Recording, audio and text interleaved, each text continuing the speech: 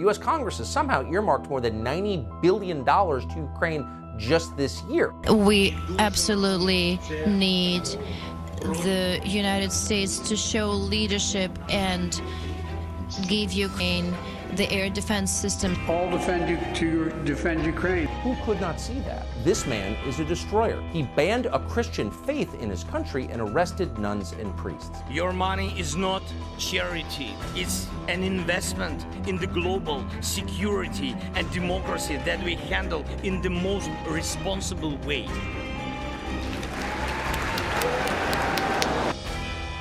We are pushing, in fact, engaging in a hot war with Russia at this moment, which has upended energy prices around the world and is getting worse. The U.S. Congress has somehow earmarked more than $90 billion to Ukraine just this year. That's double what we spent annually in Afghanistan. That's far more than Russia's entire annual military budget. But it's still not enough for the president of Ukraine, Zelensky. He doesn't ask the U.S. Congress for money. He demands it. Here he is over the last 3 months. Watch this. We absolutely need the United States to show leadership and give Ukraine the air defense system. But believe me, it's not even nearly enough to cover the civilian infrastructure, schools, hospitals, universities, homes of Ukrainians. We have two key financial needs of the country. That's $38 billion to make up for the deficit of our budget for next year, and other $17 billion that were verified by the World Bank and needed to rebuild the critical infrastructure. We would really like for the support, especially the amount of support, to stay the same, and to have this joint support from the US society and above all US taxpayers, because at the end of the day, this is not the money of the government, but the money of the people. Do you know that guy? Who is that guy? He's some Ukrainian corrupt strongman, really, and he's demanding money from us? The gall of that guy. Where does he get off?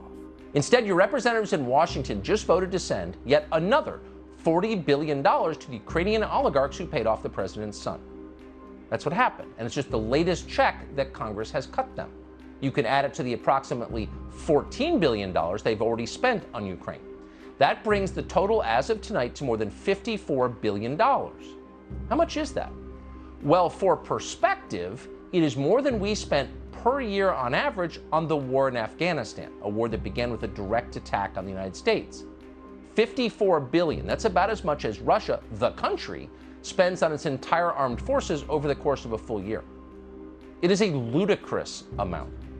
And yet Congress happily approved it. In fact, they allocated $7 billion more than Joe Biden asked for. That's how excited they were to do it. So where's this money going? Oh, that's the best part. Congress has decided to fix all of the pressing problems that need to be fixed, except fix them in Ukraine, not here. So the main course of all of this funding from day one has been to secure Ukraine's borders, because, you know, you can't have a country without borders. They have to be secure. Nancy Pelosi strongly believes that about Ukraine, and so do her friends on the Republican side. So Ukrainian border security is the main goal.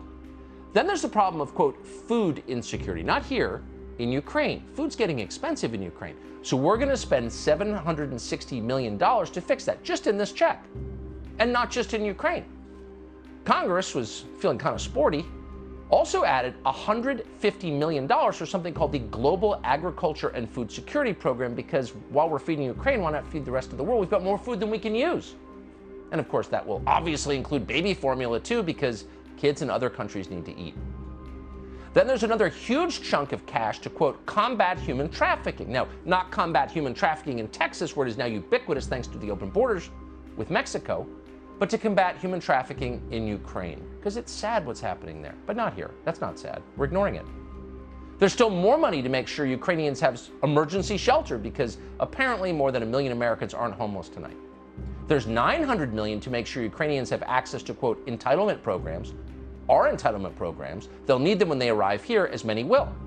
In other words, you can't afford to fill your truck, but you now get to pay the living expenses of anyone who shows up in your country claiming to be from Ukraine, and you will.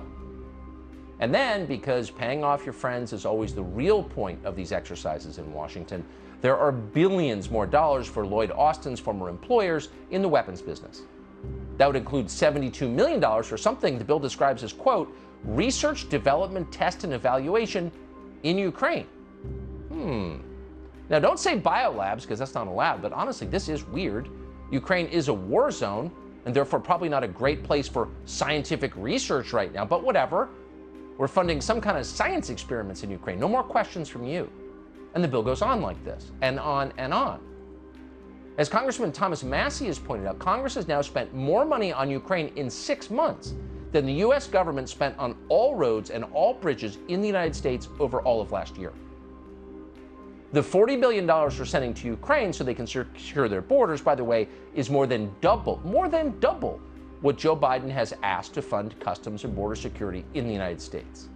You gotta hope that there's some sincere billionaire out there who's gonna fund a primary challenge against every single one of those Republican senators standing behind Mitch McConnell. As he said, and we'll quote again, I think we all agree the most important thing going on in the world right now is the war in Ukraine. No. The most important thing going on in the world right now is the state of your country, the one you're supposed to run, the people you're supposed to represent, whose lives you're supposed to care about, the ones who can't buy food or gas, the people ODing on fentanyl. 107,000 in a year dead young people, Americans. But that's nothing compared to Ukraine. We all agree Ukraine is the most important thing. Really, if you agree with that, you should not be sitting in the United States Senate as a Republican.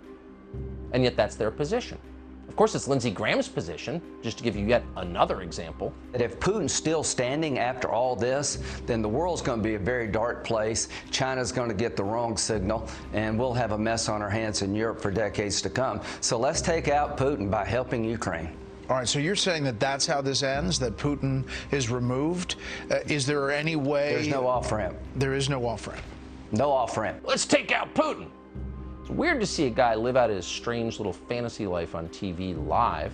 Lindsey Graham won't come on this show. He's afraid. We could spend the next hour playing clips of Lindsey Graham going back 20 years making predictions that didn't come true and resulted only in the death of American servicemen and the impoverishment of the United States. He's gotten it wrong every single time, and he's still out there.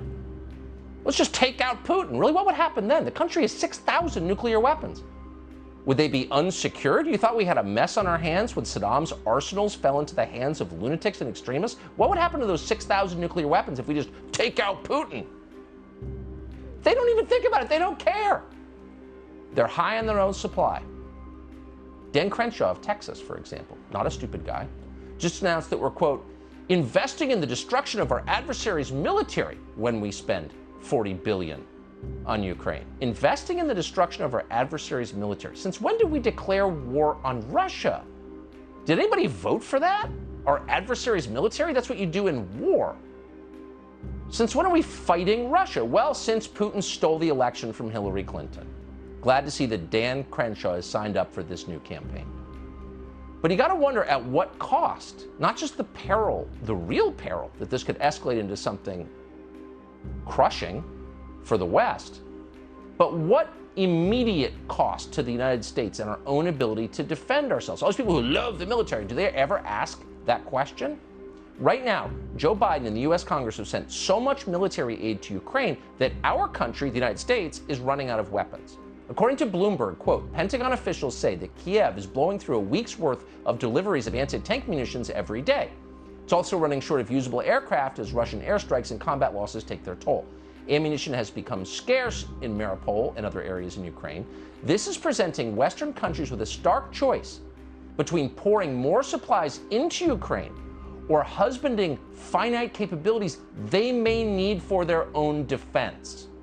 That's the line. They may need for their own defense. It's a scary world, and if you blow it all on Ukraine with finite resources, which we have, sorry, where does that leave you? Undefended. Now, this is happening because senior leaders of the Republican Party instantly bought the New York Times position on Ukraine, as they instantly bought the New York Times position on the BLM riots, as they instantly bought the position of the New York Times on the COVID lockdowns. They didn't question what they read, and the consequence is now we are short on weapons to defend our own country. Now, no Democrat ever goes against his own herd, ever.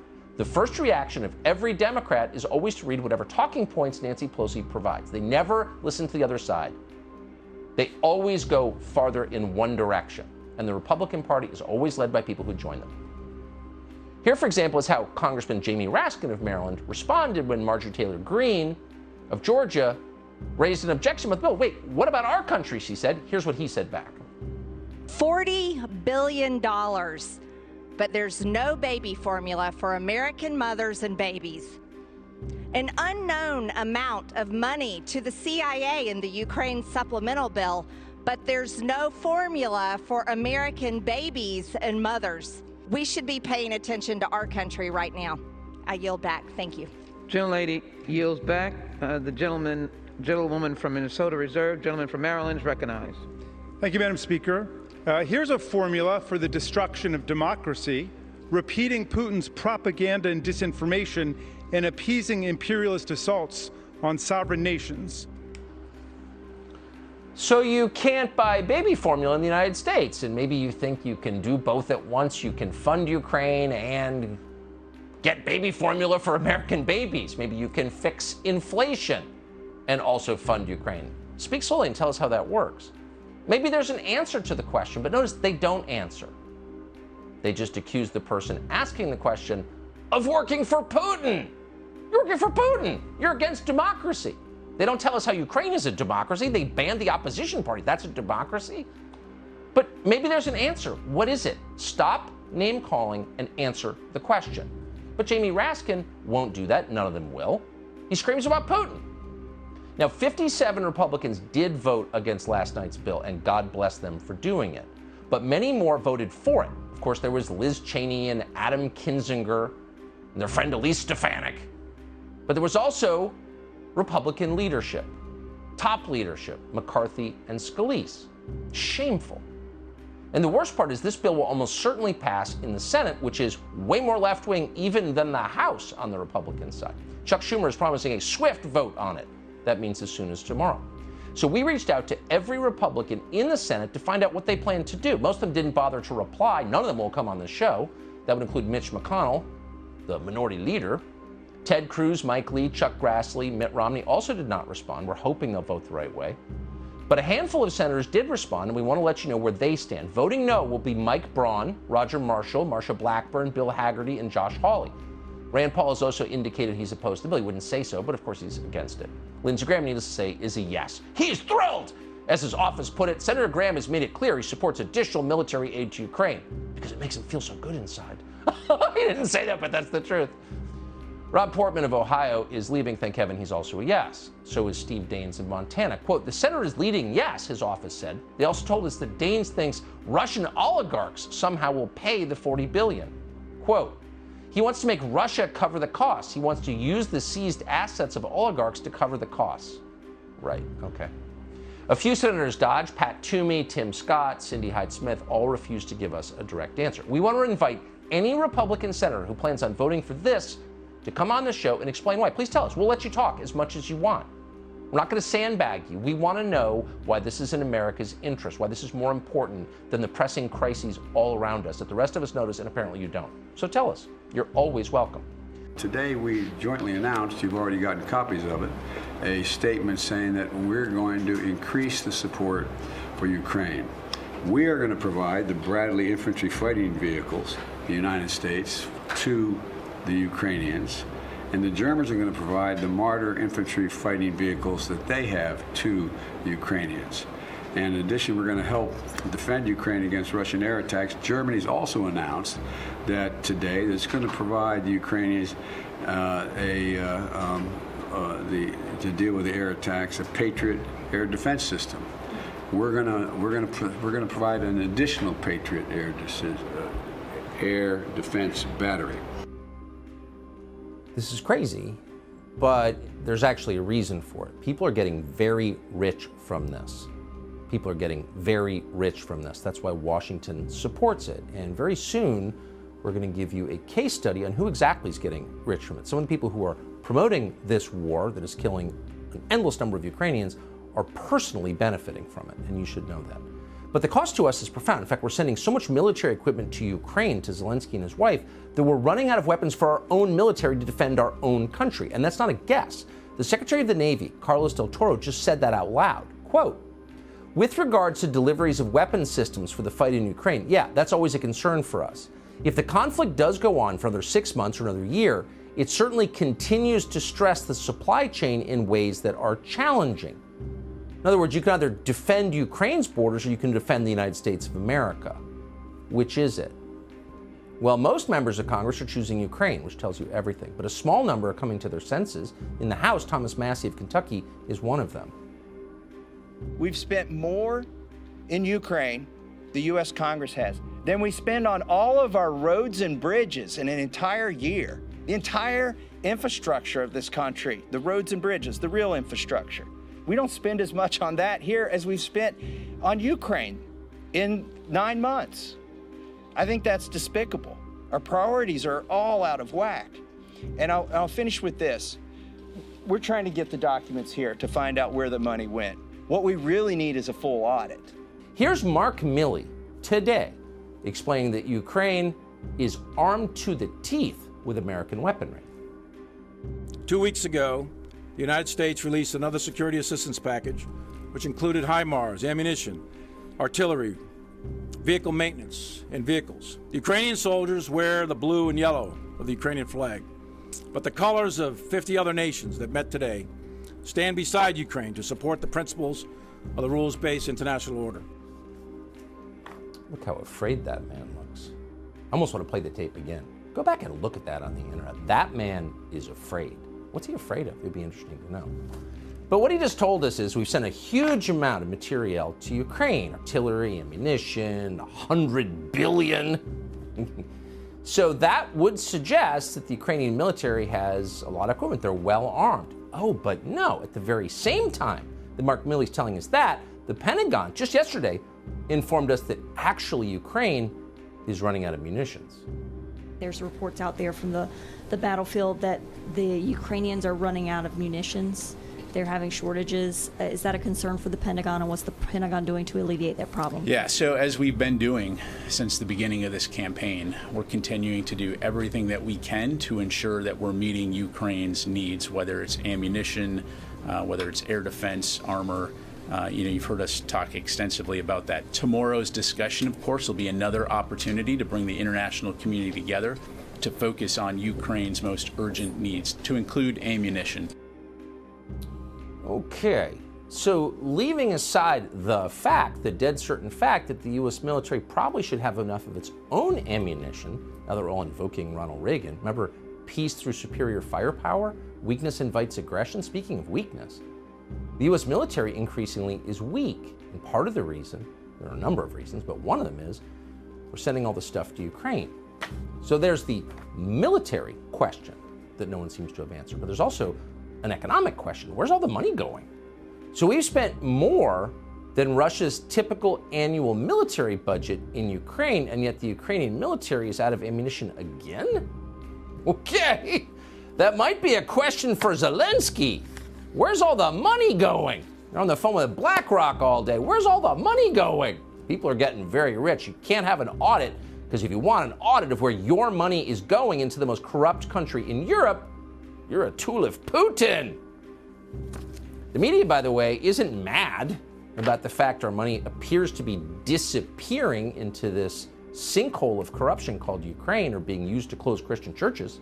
No, they're mad because the House Speaker, Kevin McCarthy, hasn't rushed to kiss the ring of Zelensky. So they're demanding that you send more of your money, your diminishing pile of money, to Ukraine. Just hours ago, our defense secretary, speaking at the American Air Base in Ramstein, Germany, announced yet another massive military aid package for Ukraine, not to protect our borders or to save our country, but for Ukraine. This latest chunk is more than $2.6 billion. That would include howitzers, Humvees, munitions, as well as armored ambulances. This is on top of the more than $13 billion we've already sent to Ukraine this year. Congress has approved another $30 billion. So the question is, because this has no precedent at all and it's floridly crazy, what is this about? Where's all this money going? Why are we doing this? It's not what they're telling you. So the U.S. military, not Ukraine's military, our military, the one that's supposed to protect our country, is running out of equipment and manpower. But just so we're all clear about what Michael McCall's priorities are, we're sending advanced weapon systems, yet more of them, to Ukraine. And that's in addition to what we've already sent, which is bigger than the entire Russian military budget. So if that's not insulting enough, and of course the point of this is to insult you and to degrade you and to make you fully aware that your country's interests come last because you come last on the list of priorities, they're going farther than that. We've also decided to pay Ukraine's energy bills. Now, it's kind of odd that we're doing that at a time when we have our first real energy crisis since the mid-1970s. A manufactured crisis, but a crisis nevertheless. A crisis that is causing Americans to freeze in their homes because they can't afford heating oil. That means it's a perfect time to send energy to our friends in Ukraine and the whole region. This is a very dark way of thinking. Zelensky himself is a very dark force. That is obvious if you watch him. It is unmistakable. Who could not see that? This man is a destroyer. He banned a Christian faith in his country and arrested nuns and priests. Oh, but he's a hero, claim our leaders, from Chuck Schumer to Mitch McConnell. No, Zelensky is not a hero. He is an instrument of total destruction. That is not a defense of his enemies, it's just true. And maybe that's why Joe Biden is drawn to him. Biden landed in Kiev today to promote another world war. Watch.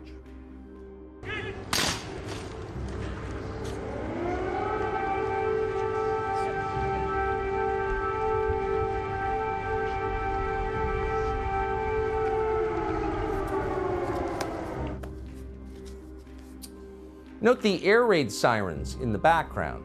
What's strange is there didn't seem to be any air raids in Kiev this morning. We checked. There were just air raid sirens at precisely the moment that Joe Biden appeared for a photo op. Even CNN's reporters on the ground in Kiev know that they've been in the city for the past 5 days and didn't hear any bombs or missile strikes or any sirens until the moment that Biden walked out for the cameras. I've been here for the past 5 days. I have not heard any explosions. I have not heard any air sirens until about half an hour ago, right when President Biden was in the center of Kyiv. Right. So here you have Potemkin air raid sirens, just the touch required in this, the most tightly scripted, most completely dishonest war in history, the fakest war. And the point, of course, is to sell Americans on yet another $500 million in tax dollars for Ukraine, for the Zelensky government. Watch this.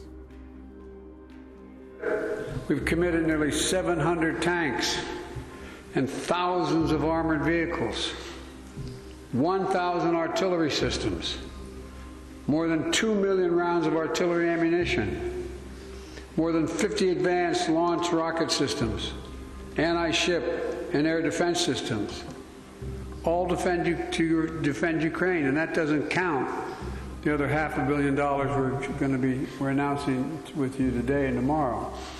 That's going to be coming your way. And that's just the United States in this piece. Can anyone see how dark and crazy this is? Truly crazy? Yes, many Americans can see how dark and crazy it is. Look at the numbers. How many Americans support this war for democracy that Americans for some reason can't vote on? Why don't we have a national referendum on all this? As long as we're leveling a country on behalf of democracy, it might be nice to try democracy here, but no. It's all so grotesque. It defies imagination, really. But imagine if you were watching all of this spectacle from your home in East Palestine, Ohio, a home that is still stinking of chemicals you can't identify. So here you have the President of the United States personally visiting a corrupt foreign autocrat to announce $500 million more in your tax dollars to go to Ukraine. Meanwhile, you, stuck in some lost and forgotten part of Ohio, the state that helped build this country, have a mushroom cloud over your city. The animals are dying, the water is glowing. And yet for more than 2 weeks after all of this started with the famous train derailment, FEMA and the Biden administration have refused to provide any kind of financial assistance to you. East Palestine still hasn't even gotten a visit, a token visit from Joe Biden's token transportation secretary, Mayor Pete. And after 2 weeks, people in East Palestine are starting to notice. As far as we know, no one's ever addressed the United States Congress in a sweatshirt before, but they love him much more than they love you. Welcome to Tucker Carlson Tonight. Remember when Sam Bankman-Fried showed up in Washington wearing a t-shirt and spouting nonsense and all the self-described geniuses declared him a hero? The media, the Congress, the White House, they all love this weird little guy called Sam Bankman-Fried. Do you remember that? Somehow we were reminded of it today when the president of Ukraine arrived at the White House dressed like the manager of a strip club and started to demand money. Amazingly, no one threw him out. Instead, they did whatever he wanted. American taxpayers declared Joe Biden will continue to give Zelensky whatever he demands for, quote, as long as it takes. Tellingly, Biden never specified what it is, as long as it takes to do what? Push the Russian army back to pre-invasion borders? Sounds reasonable. That's what most Americans likely assume, those who are still paying attention. But that is not what Zelensky means, and it is not what he is asking for. Zelensky is demanding regime change in Russia, just like in Iraq and Libya and a long list of other failed states, except this time in the heart of the Eurasian landmass, next door to the entire civilized world. That's what Zelensky has called for repeatedly, and every dollar we send to him goes toward that end. At this point, he's getting a lot closer to achieving it. So what happens if he, quote, wins? What does the ensuing chaos look like? Thought about that? Who's going to secure the world's largest nuclear arsenal once we help Zelensky topple the Russian government? Who replaces Putin? Strangely, those topics did not come up today, because that wasn't the point. The point of today's visit to Washington was not to make the world more stable or make wise decisions, much less to help America. That's always at the bottom of the list. The point was to fawn over the Ukrainian strip club manager and hand him billions more dollars from our own crumbling economy. It is hard, in fact, it may be impossible to imagine a more humiliating scenario for the greatest country on earth. And we would love to blame Joe Biden for it, but we can't really, not entirely at least. This was bipartisan masochism. The Uniparty is alive and well despite the best efforts of voters, including last month. And if you doubt that it's alive and well, here's a picture of Zelensky that he had taken with a group of elderly Republican senators in Kiev back in May. They stand grinning next to him in their orthopedic shoes, 70-year-old Susan Collins, John Barrasso, John Cornyn, led by their 80-year-old ringleader, Mitch McConnell. 44-year-old Zelensky poses between them in a skin-tight polo shirt, flexing like a weightlifter and trying to look ferocious. They seem awestruck.